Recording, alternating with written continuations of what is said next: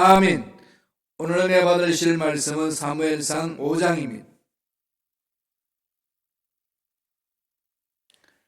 사무엘상 5장 1절에서 5절까지 말씀이 되겠습니다.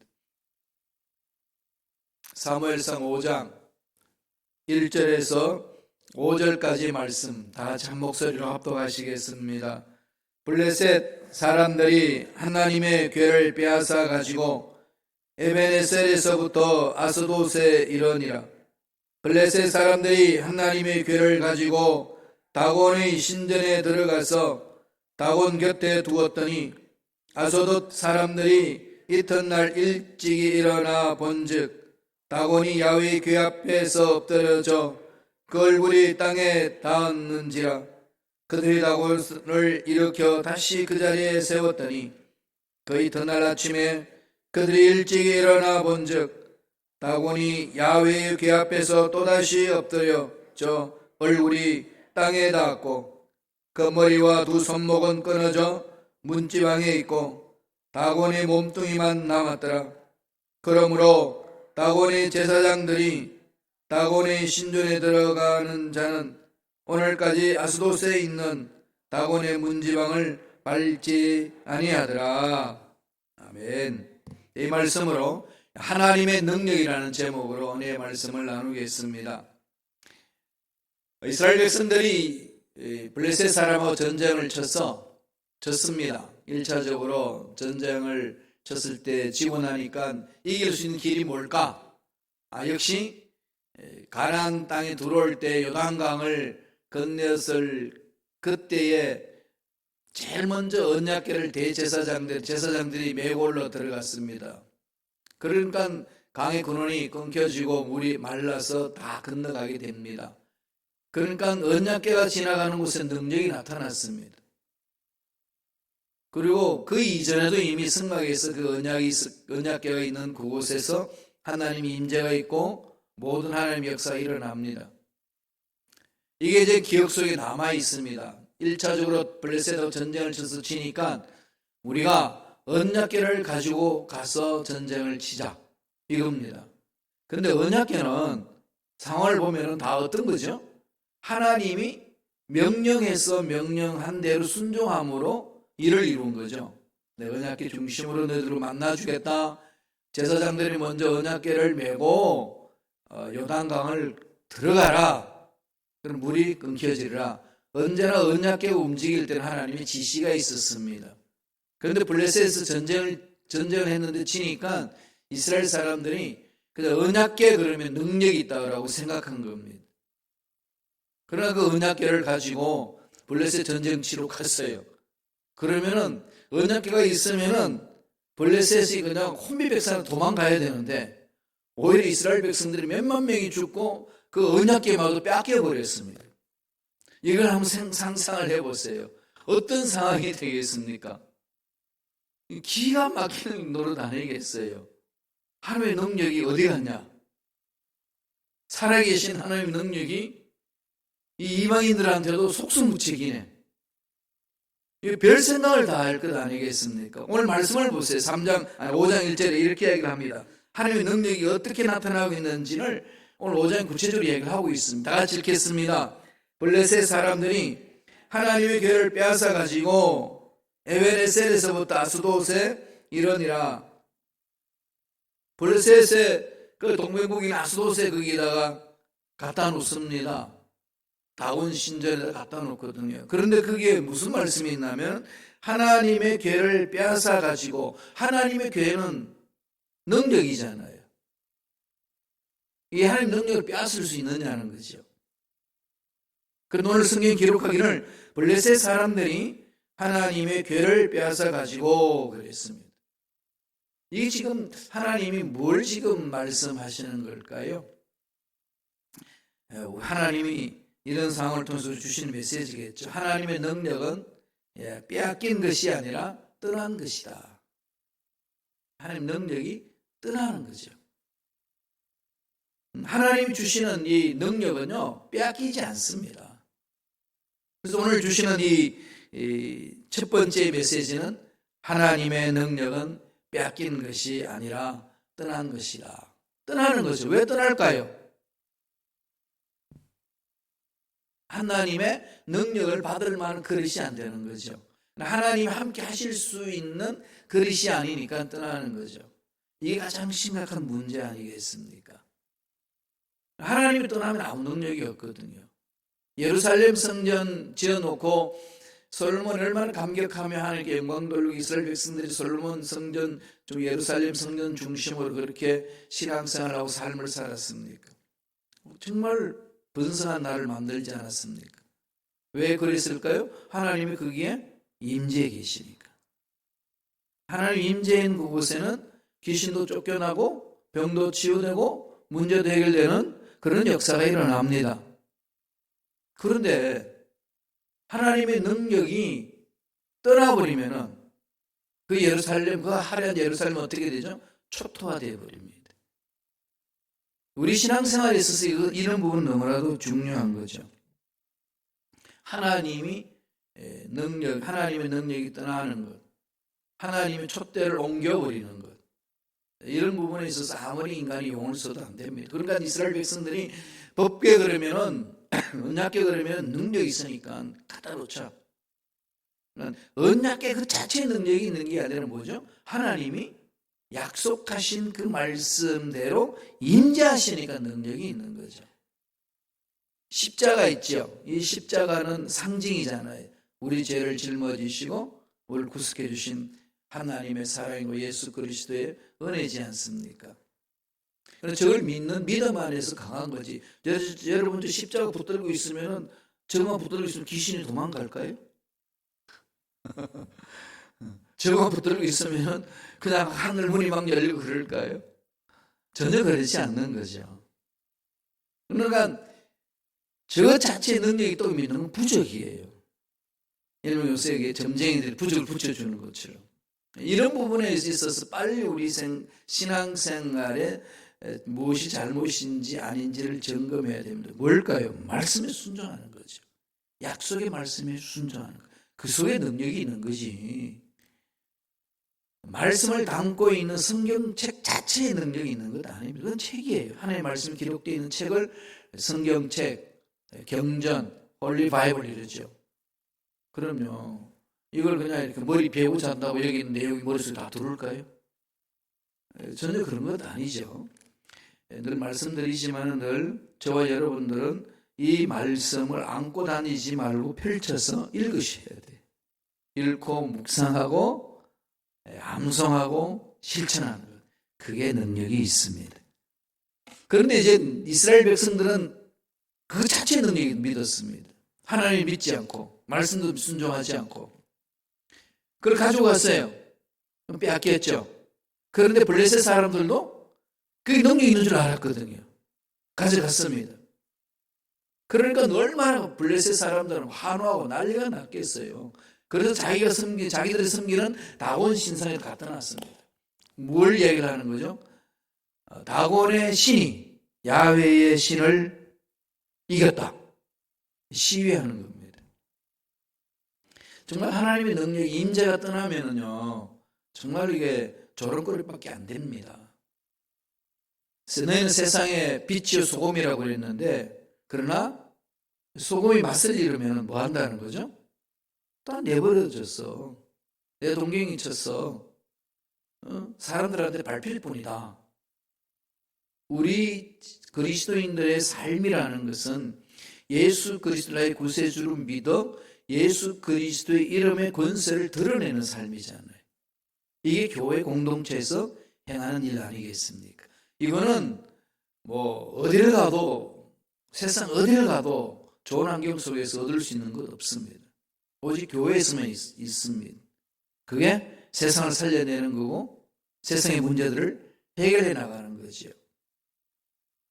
그런 궁극적으로 이 신앙생활은 그리스도의 능력을 내 마음속에 믿고 그분의 능력이 내 삶에서 벗어나지 아니하도록 죄를 통해 자복하고 돌아서는 거죠. 지금 세상이 여러 가지로 많이 시끄럽잖아요. 뭐 지금 신종 바이러스 코로나19를 통해 가지고 지금 난립니다. 그런데 지금 대한민국은요, 아주 발빠르게 지금 잘 대처하고 있습니다. 그리고 하루에 10,000명씩 검사를 한대요. 그런데 지금 유럽이나 미국은 그런 시스템이 안 돼 있으니까 한국에서 감염돼 들어오는 사람이 어디 가서 어떻게 검사받아야 되는지 모른다는 거예요. 이거 지금 미국에서도 이 부분이 막 솔솔솔 일어나고 있습니다. 잘 대처해 나가는 것. 하나님의 이 지혜로 잘 대처하는 건 필요하잖아요. 그럼 우리 그리스도인들이 이럴 때 어떻게 해야 될까요? 그런 나타나는 현상에 대해서 마음을 빼앗기지 말고 이 모든 것의 주인은 하나님이십니다. 하나님이 우리와 함께 하시면 이 문제도 반드시 해결되는 역사가 일어날 줄로 믿습니다. 부르짖고 기도하고 지혜를 구하는 거 아니겠습니까? 문제 있으면 너 가운데 가지고 나가 떨어지는 삶이 아니라 그 문제 속에서 하나님 능력의 지혜를 구하는 겁니다. 그래서 우리들은 늘 말씀 안에 들어와야 되고 그것을 실천하고자 몸부림이 있는 거죠. 그렇지 아니하면 하나님의 능력이 우리를 감싸 주실 수가 없습니다. 임재하실 수가 없지 않습니까? 그릇에도 그릇이 깨끗해야 음식을 담을 수 있고, 여기 물컵으로 가져와도 여기 그냥 지저분한데 먼지 그대로인데 물을 부어서 가져오실 수 있는 분이 계실까요? 그럼 마실까요? 우리 일상생활에서 너무 잘 압니다. 그런데 하나님과 나의 관계를 이 부분에 대해서 너무 흐리멍텅하다는 거죠. 하나님은 완벽한 분이시고 거룩하신 분이기 때문에 죄와는 상관이 없는 분이에요. 죄가 있는 곳에 어떻게 임재를 되겠습니까? 그럼 어떻게 해야 되죠? 죄를 씻어야 돼요. 씻는 방법이 뭐겠습니까? 통에 자복하는 겁니다. 일어나는 상황을 보고 통에 자복하고 죄를 다 털어내고 회개함으로 하나님 앞에 능력을 사모하는 거죠. 나와서. 예수님이 그 계시록에서 하시는 말씀이 있죠. 라오디게아 교인들에게 실태를 설명하면서 이런 말을 합니다. 한번 읽어보실래요? 다 같이. 계시록 3장 16절입니다. 다 같이 한 목소리를 읽겠습니다. 내가 이같이 미지근하여 뜨겁지도 아니하고 차지도 아니하니 내 입에서 너를 토하여 버리리라. 이것도 아니고 저것도 아니고 그러잖아요. 저는 시카고가 너무 좋아요. 왜 시카고 좋은지 알아요? 시카고는요, 이것도 아니고 저것도 아니고 안 해요. 시카고는 추우면 확실히 춥든지 더우면 확실히 덥든지 얼마나 멋져요. 그죠? 시카고 땅에 살면서 늘 생각나는 게 이 계시록 3장 15절 16절이 생각이 나요. 와, 이 미지근하게 이거 이러지도 아니고 저러지도 아니고 우리는 뭐 화끈하잖아요. 그죠? 뜨겁든지 차든지 뭐 추울 때는요, 이 남극 북극보다 더 추울 때도 있습니다. 체온 기온이 어마어마하잖아요. 우리 신앙이 그래야 된다는 거예요. 여기에서 봐요. 차갑다는 인정해 주죠. 차가운 게 뭘까요? 뭐 여러 가지 해석할 수 있겠지만 뜨거운 건 우리가 이 영성이 우리 심성이 뜨거워야 되잖아요. 마음이 막 뜨거워야 되지 않겠어요? 승리의 기름이 뜨겁고 뭐가 차가워야 될까요? 손발이 차가우면 안 되잖아요. 뭐가? 머리가 차가운 거죠. 그렇죠. 성령 충만하면 가슴이 뜨거워지고 머리는 냉철해집니다. 머리마저 뜨거워버리면 머리 다 타버려요. 그러니까 성령 충만하면 충만할수록 지혜로워진다니까요. 아주 냉철해져요. 분명한 하나님은 합리적이신 분이잖아요. 정확하게 규명해내시는 분이고. 그래서 분별하게 하고 뭐가 옳은지 잘못된 것을 찾아나가게끔 만들어주시거든요. 뜨겁든지 차갑든지. 사람들마다 신앙의 스타일이 있어요. 막 가슴이 뜨거운 사람이 있고요. 머리가 차가운 사람이 있고. 머리가 차가우면 가슴 좀 뜨겁게 하고요. 가슴이 뜨거운 사람은 좀 머리가 좀 이렇게 차갑게 하고. 이런 부분들이 우리의 신앙생활에 균형을 이루어야 됩니다. 감성은 뜨겁고 이성은 날카롭고. 그죠? 분명한 거죠. 명철한 겁니다. 이게 온전한 자로서 하나님을 닮아가는 자의 삶 아니겠습니까? 그럴 때 공부를 해도 올바로 공부할 수 있고 연구를 해도 올바로 할 수가 있고 다음에 이 신종 코로나 바이러스 19 바이러스 이 부분을 백신을 만드는데 성령의 기름 부으심을 받아서 정말 냉철한 이성으로 연구해 나갈 때에 열매를 얻는 것 아니겠습니까? 하나님이 내 마음의 중심이 될 때 안 떠나십니다. 그러나 내 마음에 우상이 들어와 있고 내 마음에 죄가 들어와 있는 상태는 하나님 함께 하실 수 없다는 거예요. 지금 이스라엘 백성들이 언약궤를 빼앗긴 것은 능력을 빼앗긴 게 아니라 하나님이 떠나셨기 때문에 그것 자체는 아무 힘이 없다는 거예요. 두 번째 오늘 보여주는 건 뭘까요? 어떤 능력이 있다는 거죠? 하나님은 결코 패하지 아니하신다. 이걸 우리에게 강력하게 메시지를 던져줍니다. 하나님은 결코 패하지 아니하신다. 하나님은 실패 없는 거죠. 우리가 바라보기에 거시한적으로 바라볼 때 넘어지고 자빠지는 것이 꼭 그냥 실패하는 것 같지만은 하나님의 큰 그림 속에서는요, 절대로 하나님 믿는 백성들은 실패하는 적이 없습니다. 피하지 않습니다. 말씀 보실래요? 자, 그들이 다곤 신전에 나타났더니 어떤 일이 일어나는지 볼까요? 사무엘상 4장 4절에 다 같이 읽겠습니다. 그 이튿날 아침에 그들이 일찍 일어나 본즉 다곤이 야훼의 궤 앞에서 또 다시 엎드려져 얼굴이 땅에 닿았고 그 머리와 두 손목은 끊어져 문지방에 있고 다곤의 몸뚱이만 남았더라. 어떤 일이 일어나는 거죠? 야훼의 궤 앞에서 또다시 엎드려져. 이게 지금 4절에서 결론적으로 제가 말씀을 드렸는데 2절 3절에 보면은요, 하나님의 궤를 가져가 다곤 신전에 들어가서 다곤 곁에 두었더니 아침 일어나 보니까 야훼 궤 앞에서 엎드려져 있어요. 그리고 얼굴이 땅에다가 얼굴이 땅에 쳐박고 있습니다. 야훼 궤 앞에 다곤 우상신이 있을 수 없다는 거죠. 그러면서 오늘 4절에 뭐라고 그럽니까? 이튿날 아침에 그들이 일찍 일어나 본즉 다곤이 하나님의 궤 앞에서 또다시 엎드려져 얼굴이 땅에 대고 세워놨는데 아침에 다시는 또다시는 코박고 있습니다. 하나님의 능력 앞에 우상이 같이 할 수 없노라. 이는 하나님이 역사하시는 것. 하나님의 교훈이 이스라엘 백성한테 뭘 말하는 거죠? 너희들이 통해 자복하지 아니하고 내 말에 순종하지 않으면 궤를 붙들고 간단다 할지라도 그게 능력 없다. 내가 떠난다. 그걸 교훈하시는 거고, 블레셋 우상을 숭배한 그들에게는 너희들이 이게 능력이 있다고 가졌지만은 다곤 신전이 아무것도 아니다.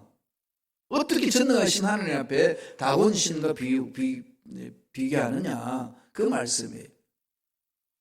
다곤 신은 이 블레셋 그 사람들이 섬기는 우상이잖아요. 다곤의 아들이 누군지 알아요? 신이 아들을 두는데 그게 바알 신이에요. 그 바알의 부인이 누군지 아세요? 아세라 신입니다. 네, 그렇게 한 가족이 그냥 몰살당하는 것들이 나타나는 거죠.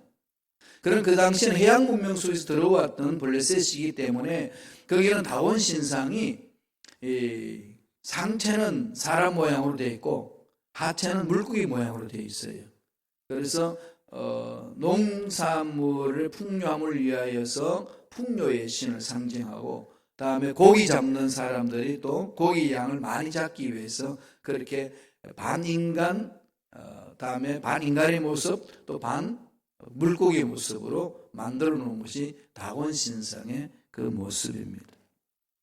그 속에 하나님의 궤를 두니까 하나님이 그 우상을 그냥 깨버리시는 거죠. 하나님은 스스로 하나님의 역사를 일으키시는데, 하나님의 스스로 역사를 일으키실 때는 하나님이 언제나 우리에게 약속을 하시고 그 약속에 따라서 이루시는 거죠. 순종하지 아니하면 떠난다. 이 부분. 그리고 죄악과는 결코 나는 함께 할 수 없노라. 우상이 있는 그곳에, 그들이 섬기고 있는 그곳에 언약궤를 두니까 하나님이 그들이 있지 않으신 거죠. 그냥 그것을 다 깨버립니다. 그래서 하나님의 영광을 결코 우상한테 넘기지 않습니다.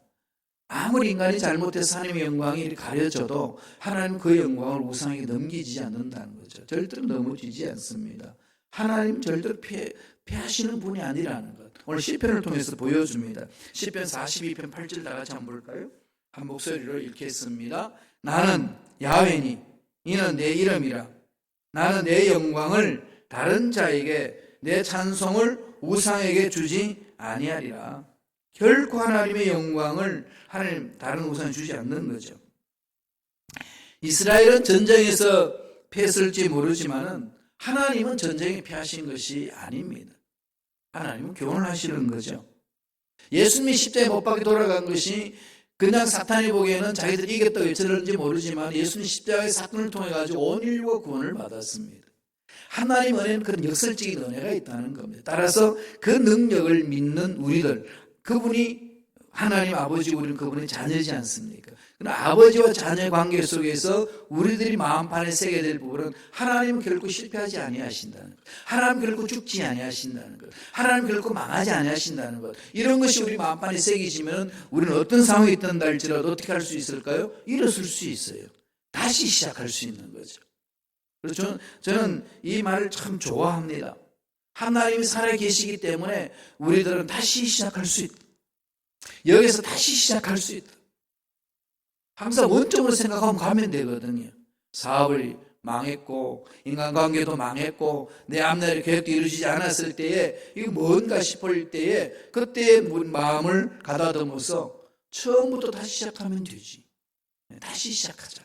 하나님은 살아계심으로 결코 하나님을 피하시는 분이 아니다. 이게 중요하잖아요. 여러분 원한 대로 되지 않는 문제들 많이 있잖아요. 그럴 때마다 그것 때문에 가슴 찢고 가슴 조아리고 괴로워하고 낙마하고 낙심할 이유가 없습니다. 하나님 살아계심으로 다시 시작하겠습니다. 이 외치면서 일어서는 겁니다. 피하지 않는다는 거죠. 마지막 세 번째로 사무엘상 5장 6절 한번 볼까요? 다 같이 한 목소리 읽습니다. 야훼의 손이 아수돗 사람에게 엄중히 더하사 독한 종기의 재앙으로 아수돗과 그 지역을 쳐서 망하게 하니 야훼의 손이, 이게 뭘까요? 야훼의 손이 아수돗 사람에게 엄중히 더하사, 하나님의 능력이 임재한다는 거죠. 손이라는 산 능력을 말합니다. 사무엘상 5장 9절 한번 더 보죠. 사무엘상 5장 9절도 같이 보겠습니다. 한 목소리 있습니다. 그것을 옮겨간 후에 야훼의 손이 심히 큰 환란을 그 성읍에 더하사 성읍 사람들의 작은 자와 큰 자를 다 합쳐서 독한 종기가 나게 하신지라. 야훼의 손이라는 거죠. 야훼의 손은 야훼의 임재를 말합니다. 그래서 하나님이 우리에게 말씀을 해주시는 것은 세 번째로 하나님의 임재는 능력으로 나타내신다. 하나님의 능력이 언제나 믿는 자에서 벗어나지 않는다는 거죠. 하나님 능력이 임재하신다. 어떻게? 믿고 구하는 자. 그래서 히브리서 11장 6절에 뭐라고 그랬나요? 하나님께 오는 믿음이 없이 하나님을 기쁘시게 할 수 없나니 하나님께 오는 자는 하나님 살아 계시는 것과 자기를 찾는 자들에게 상 주시는 자이심을 믿어야 할지니라. 믿고 오는 자 외면하지 아니하시고 만나 주신다. 그러므로 우리 모든 것은 믿음에서 일어나는 것 아니겠습니까? 그러므로 하나님의 임재는요 능력으로 나타납니다. 그래서 임재를 사모하셔야 돼요. 하나님의 손이 임하면은, 하나님의 만져주심이 임하면은 문제는 해결되지 않습니까? 앞날에 막히고 뚫리는 역사가 일어나는 것 아니겠습니까? 지금 신종 이 코로나19가 지금 창궐한다 할지라도 우리가 통해 자복하고 깨어서 기도하면 반드시 하나님이 물리칠 수 있는 길을 열어주시리라 믿습니다. 이럴수록 그리스도인들이 깨어서 기도해야 된다는 거죠. 지혜를 다 주셔서 백신을 만들 수 있도록 은혜를 함께 해달라고. 중요한 부분입니다. 11절 볼까요?